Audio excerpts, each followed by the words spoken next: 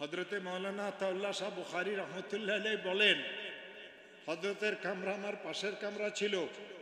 গভীর রাত্রিতে আমি একটু পানি গরম করলাম হযরত মাদানী রহমতুল্লাহ আলাইহির ওযুর জন্য। আমি হযরতের কামরার সামনে গেলাম। আমি যখন হযরতের কামরার সামনে গেলাম, আমি দেখলাম হযরতের কামরার সিট কেন লাগানো নাই। আমি একটু ঠেলা দিলাম, দরজাটা ফাঁক হয়ে গেল। ভিতরের যে অবস্থা দেখলাম, আমি চিৎকার মারি বেহুশ হয়ে গেলাম। আমি দেখলাম হযরত মাদানী রহমতুল্লাহ আলাইহি তার বিছানাতে নাই। হযরতের শরীরের সমস্ত অঙ্গ প্রত্যঙ্গ আলাদা, এক টুকরো এইখানে, এক টুকরো এইখানে, এক টুকরো এইখানে, মাথা এক জায়গাতে, চোখ এক জায়গাতে, হাত এক জায়গাতে, আর সবগুলির থেকে ইল্লাল্লাহর জিকির আসতেছে, ইসমে জাতের জিকির আসতেছে। ইল্লাল্লাহ, আল্লাহু আল্লাহু আল্লাহু আল্লাহু। ফানাফিল্লার জিকির বুঝাইতে পারবে সে যে ফানাফিল্লা হইতে পারে। আমি তো কেবল ঘটনা বর্ণনা করতে পারবো।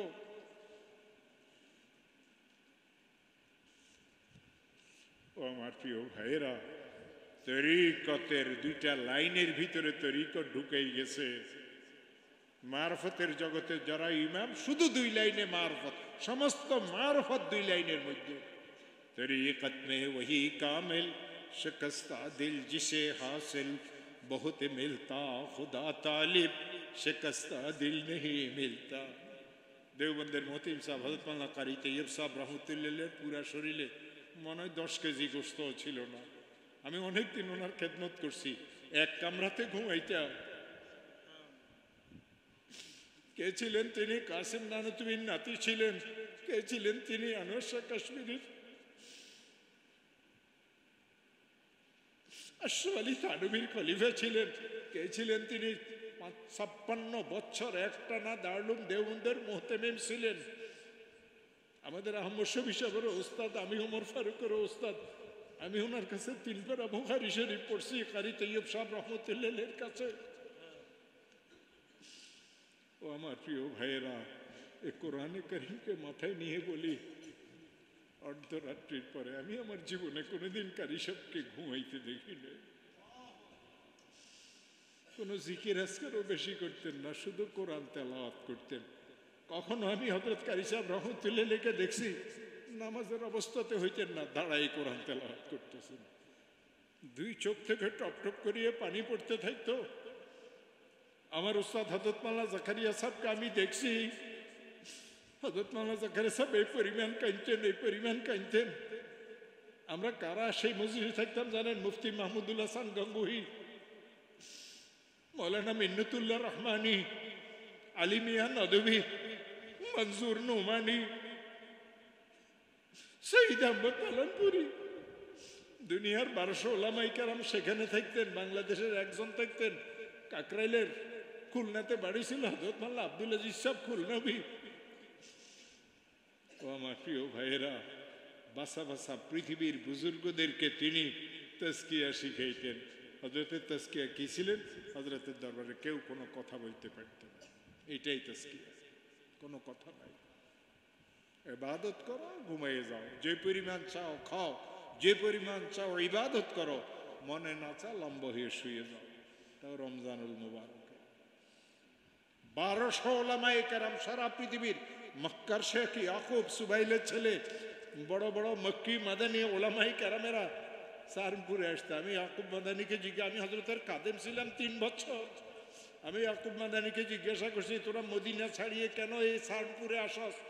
ইয়াকুবে কইছে, বাঁচিয়ে থাকলে মদিনা তো বহুবার পাবো, শেখ তো বুড়া হয়ে গেছে। পীর আর মুরিদের সম্পর্ক এখন আগের মতো না।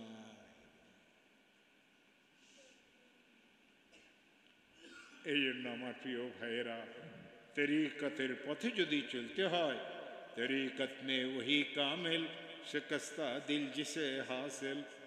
আজকে সকালবেলাতে আমি এয়ারপোর্টে ছিলাম, বহুত বড় একজন লোক, বললে অনেকেই চিনবেন, আমার কাছে ফোন করছে, হুজুর আপনি কোথায়? বললাম তুমি কে? হুজুর আমি আসি, আপনাকে পরিচয় দেব। আমি আমার নাম্বার কোথায় পাইছে? আমি খুব বিপদগ্রস্ত। আপনার নারায়ণগঞ্জের এসপি, আপনার থানার ওসি, তারা বলছে আপনার কাছে যাইতাম, আপনার থেকে দোয়া চাইতাম। দুইটা বাবুস সালামে মুফতি আনিসের মেহমানখানাতে আসছে। ওই লোকটা কি বলছে জানেন? পত্রিকা তো দেখছেন, আমি তো এই বেটারের সচক্ষে আজকে দেখছি। হুজুর, আমার মেয়েটা অনেক ভালো মেয়ে, নেককার মেয়ে।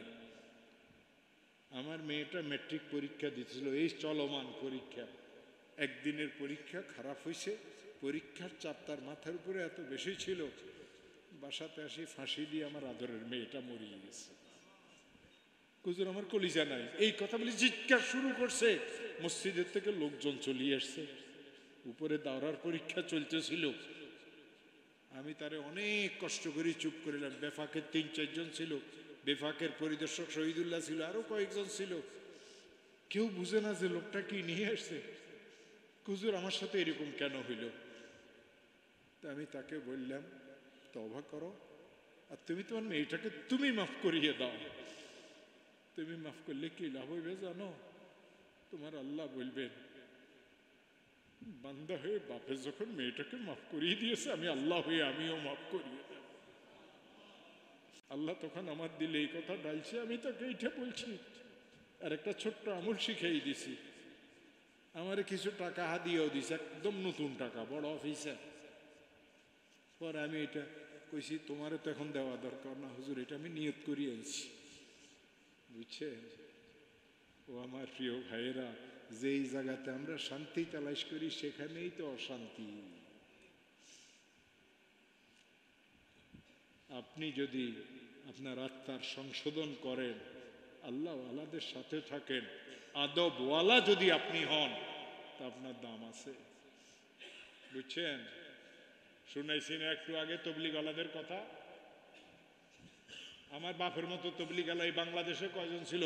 আমার আব্বা মাওলানা ইউসুফ সাহেবের সাথে চিল্লা লাগাইছে, আমি মাওলানা আব্দুল্লাহ সাহেবের সাথে চিল্লা লাগাইছি, মাওলানা লুৎফর রহমান সাহেবের সাথে চিল্লা লাগাইছি, মাওলানা ইদ্রিস সাহেবের সাথে চিল্লা লাগাইছি, আমার শ্বশুর সন্দীপের পীর সাহেবের সাথে চিল্লা লাগাইছি, আরবে সফর করছি। আপনি কয় চিল্লা দিছেন? আপনি আমারে তবলিগ বুঝান? আমি যে সময় মাওলানা জাকারিয়া সাহেবের খাদেম ছিলাম, স্যার তখন নাহমি বীর কিতাব পড়তো। আরে তাঁতিদের সবচেয়ে বড় গুরু যেটা ওয়াসিফ, আমার কাছে নাহমির পর্যন্ত পড়ছে। ওয়াসিফের মেয়ে, ওয়াসিফের বউ মিনু আমার ছাত্রী, ওয়াসিফের মেয়ে হাফসা আমার ছাত্রী। এই দিন কয়েকদিন আগে এয়ারপোর্টে দেখা যায় মনে হয় মোটা হয়েছে, আরো মোটা। এরপরে খাদেম এতগুলো না, পীর ফকিরের লোক এত কাঁদেন থাকে। তা আমি ওয়াসিফের মাথাতে আমার ছাত্র হিসাবে আমি এভাবে হাত দিয়ে কইলাম, ওয়াসিফ কেমন আছো? আমার ছাত্র, আমি কেমন আছো বলে কি গুণ হইব? কে ভাব ধরিয়ে রয়েছে। বললাম, ভাব ধরছো কেন? তোমারে জিজ্ঞাসা করছি কেমন আছো। হুজুর আপনি, হুজুর আপনি একটু কাকরাইলে আসবেন, আপনার লোক আমার বহুত দরকারি কথা আছে। এও মরে নাই, আমিও মরি নাই। আমি বলছি, তুই তো মারি মারি আমার মহব্বতের হোলা ভাইনা গেলে কাকরাইলের থেকে বাহির করস, আমি গেলে তুই আমার লোকে কি করস আমি কি জানি। খাদে মোগল সব জানো আমার গিলিয়ে লাগবে চিন্তা। আমাদের এত বড় বসের, সারা বাংলাদেশের বড় হুজুরের তবলিগের মুরব্বীরে আসো আসো করি কথা কয়, এই লোকটাকে। ও আমার কাছে পড়ছে নাহমির পর্যন্ত কিতাব পাঠাইছে ২৫০০-এর আব্দুল্লাহ আলী। আব্দুল্লাহ আলও ফির আসছিল, বুজুর্গ আসছিল। আব্দুল্লাহ আলের মুরিদের জন্য ফির, আমার জন্য তো আব্দুল্লাহ আল ফির না। কথা বুঝে আসছে? ও আমার প্রিয় ভাইয়েরা, আল্লাহর ওলিদের কাছে যাওয়া ছাড়া রাস্তা পাওয়া যাবে না। আমি বলছি না, আমর শেখ সাহেব যখন আমাকে খেলাফত দিচ্ছেন, পরপর ১৪ জনে খেলাফত দিয়েছে, মুরিদ আল্লাহর রহমতে একটা নাই, করি না, আমার ভয় লাগে। আপনাদেরকে বলি ভাইয়েরা, ৩টা নসিহত মিলিয়ে মিশিয়ে থাকবেন, কোনো ঝগড়া করবেন না। না তবলিগ নিয়ে ঝগড়া, না পীর নিয়ে ঝগড়া। আপনার যিনি পীর তাকে মানবেন, অন্যদেরকে শ্রদ্ধা করবেন। যার থেকে তুমি লাভবান হইতেছ, যে গ্লাসে তুমি দুধ পান করতেছ, সেটা সম্মান করবে। আহা, আপোষে ঝগড়া করবেন না মুসলমানেরা। হুজুরদেরকে আমি বলি, তোমরা ঝগড়া করিও না। বহুত ওয়াজ করিয়ে মুসলমানের মধ্যে গন্ডগোল তোমরা লাগাইছো। আমরা হুজুররা সব মিলিয়ে গেলে আপনারা মারামারি করতে পারবেন, এই হুই করতে পারবেন? আল্লাহ রসুলের হাদিস শুনাইছি না? মনে রাখবেন। 2, পরিবার পরিজনের সাথে সুসম্পর্ক রাখবেন। পালানপুরীর নসিহত। हजरत बोलते हैं सबसे ज्यादा महरूम वही है जिसको अपने घर वालों से सही ताल्लुक नहीं है। এবার আপনি আপনার বিচার করবেন, আপনার লোক আপনার বিবি আপনার উপরে সন্তুষ্ট কিনা। যদি আপনার বিবি সন্তুষ্ট, আপনি অর্ধেক মুসলমান। আর যদি পুরা ঘরের সবাই আপনার উপরে সন্তুষ্ট, আপনি পুরা মুসলমান। করবেন না ইনশাল্লাহ? পরিবার পরিজনের সাথে সুন্দর ব্যবহার, আপোষে কোনো ঝগড়াঝাটি না করা, কোনো ইখতিলাফি মাসলা নিয়ে ঝগড়াঝাটির কোনো দরকার নাই। কোরআন হাদিস প্রকাশ্য। 5 ওয়াক্ত নামাজ পড়বেন, হালাল কামাই করবেন, মুসলমানদের সাথে সুসম্পর্ক রাখবেন। যেখানে পেরেশানি দেখেন, রাত্রে সেজদাতে পড়ি আল্লাহর কাছে দোয়া করবেন, আল্লাহ আমাকে নেককার মুসলমান বানাক, আল্লাহ আপনাদেরকে নেককার মুসলমান বানাক। আল্লাহ তাআলা এই মজলিসগুলিকে কবুল করুক। সারা দেশব্যাপী মাওলানা মুশতাকুর নবী সাহেবের মাহফিল হয়, ইসলাহি জলসা হয়। আমরা অন্তরের অন্তঃস্থল থেকে তাকে ভালোবাসি, অন্তরের অন্তঃস্থল থেকে তাকে ভালোবাসি। মুসলমানদেরকে বলি, এখন জায়গা নাই, কেউ নাই, সব খালি। চিটাগে কেউ নাই, ঢাকাতে কেউ নাই, কোথাও গেলে কেউ নাই। একজন হক কথা বলি যে আমাদেরকে একটু লাইনে উঠাই দিব, গাড়ি তো আমাদের সব কাইতে হয়ে পড়ে গেছে, কেউ নাই। এই জন্য ভাইরা বায়াত হয়ে যাবেন, যতটুকু পারেন আমল করবেন। কথা বুঝে আসছে না? যতটুকু পারেন কি জিকিরের কাছে অতটুকু করবেন যতটুকু পারেন। এটা জিকির আজকার যেগুলি পিসাবের দা ফরজ না, ওয়াজিব না, সুন্নত না, মুস্তাহাব মাত্র। তবে আপোষে মিল জায়গাটা ফরজ। আপনার পীরের তারিফ করতে গিয়ে আরেকজনের পীরের বদনামি করবেন না। আমর শফিও আমাদের, সন্দীপের হুজুরও আমাদের, নানুপুরের মাল্লা জমিরুদ্দিন সাহেবও আমাদের। আমি আমার হুন্ডার পিছে, বাইকের পিছে করে জমিরুদ্দিন সাহেবের ওয়াজ করাইতে করাইতে ফেতা হয়ে গেছি, বুড়ো হয়ে গেছি। 1-2 বছর না, একবার গেলে 20 দিন, 25 দিন, 1 মাসও সন্দীপ থাকতেন। তখনও রিক্সা দুনিয়াতে আসে নাই। আমার কাউ আমি কেমনে যাবো? তাহলে আমার বাইক আছে আর আমি আছি। আমার শ্বশুরেরও ওয়াজ করাইতাম। উনি করতেন কি, যখনই বাইকে উঠতেন দেন ঘুম শুরু করতেন। এটা বুজুর্গ হওয়ার বলে একটা আলামত। ঘুমজা মানুষ, গাড়িতে উঠলে সারাদিন ঘুম ধরে না, গাড়িতে ঘুম। আমি দিতাম হরন বাজায়। তুমি এখানে রাস্তাতে জিনবুত কিচ্ছু হরন বাজাইছো কেন? আমি কি আপনি ঘুমজান কেন? আমি ভীষণ মোটা মানুষ, আমি হরিয়ে গেলে তো আমার ঠ্যাং ভাঙবে। বেশি কথা বলো। আর লাঠি একটাকে সবসময় সামনেই ব্যবহার রাখতেন আমার শ্বশুর। আমি লাঠি সিধা করিয়ে ধরেন, কারো গায়ে লাগবে কোনো ভয় নাই। আমি বললাম না, কারো গায়ে লাগবে ভয় নাই।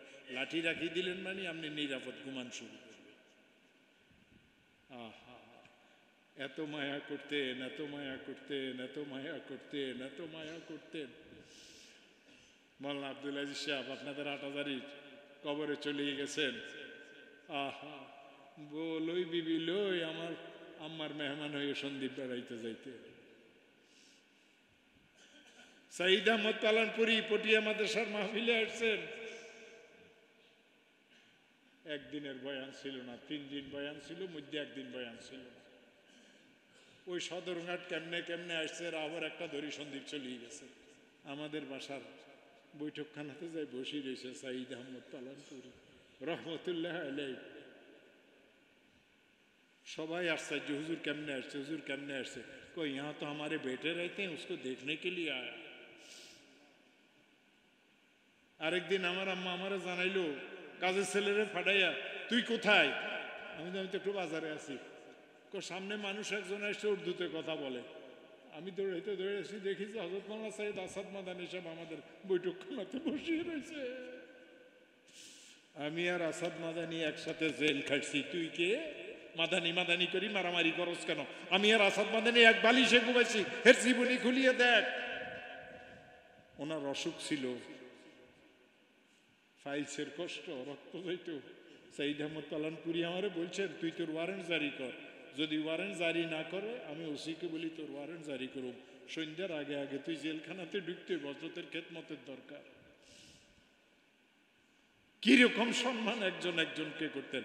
1800 লোক আমরা জেলে ছিলাম, চাঁদপুরের কেন্দ্রীয় জেলে। তিনও বেলার খানা মাওলানা জাকারিয়া সাহেবের বাসার থেকে আসতো। সবাইকেও জাকারিয়া সাহেব বলে, সুফি মানুষ, এইসব কিছুতে নাই। যেখানে দরকার আমাদের বুজুর্গরা সেখানে থাকতে।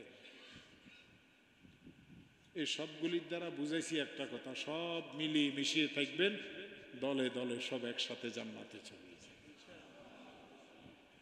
আল্লাহ আমাকেও মাফ করুক, আল্লাহ আপনাদেরকেও। বায়াত হইবেন না? আমি তো অনেকের কাছে বায়াত হয়েছি, যার কাছে বায়াত হয়েছি 1 মিনিটে বলি দিই, এটা ওনারও লাভ হইবে। এটা ওই হাজি হেমাই ছিল জাহাঙ্গীর টেক্সটাইল মিলের মালিক, ওইসে হাবিজির হাতে মুরিদ গেছে, হাবিজি মরিয়ে হয়েছে, ফিরজির হাতে মুরিদ মরিয়ে গেছে, ফিরজি হয়েছে। ওই যে কি নাম, আরে সন্দীপ হুজুরের কাছে মুরিদ হেও মরি। পরে আমার লই কায়দা করি হের গাড়িত করি হাঁটা চালিয়ে আসছে। আমার দুলা ভাই আমার হুজুরের কাছে মুরিদ করাইয়া দেন। তা আমি হুজুরকে বললাম, মুশাফি সাহেব আনলাম, হুজুর এর মুরিদ করিয়ে কেন?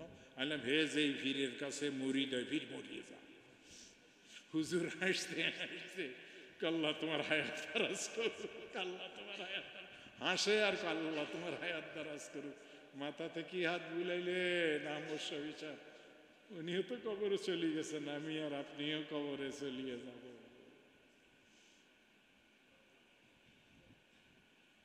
আল্লাহ তাআলা এই ইসলাহি জোট সারা বাংলাদেশ ব্যাপী যেটা হইতেছে এগুলিকে কবুল করুক।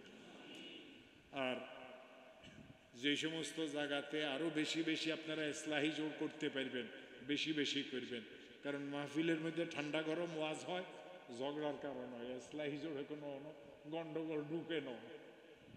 আরে বুঝছেন না, বুঝেন নাই? সন্দীপ হুজুরে ওয়াজ মাহফিলে যাইতেন না, ইসলাহি জোটে যাইতেন। এই জন্য ওনার নাম মুসলেহ উম্মাহ। আল্লাহ তাআলা আপনাদের সবাইকে কবুল করুক, আল্লাহ এই মাদ্রাসাখানাকে কবুল করুক। এখানে আপনারা দেখবেন যুবকেরা বহুত বড় বড় ভবন তৈরি হয়েছে। আমি বলিয়ে গেলাম, আপনারা দেখবেন ইনশাআল্লাহ। আসসালামু আলাইকুম ওয়া রাহমাতুল্লাহ।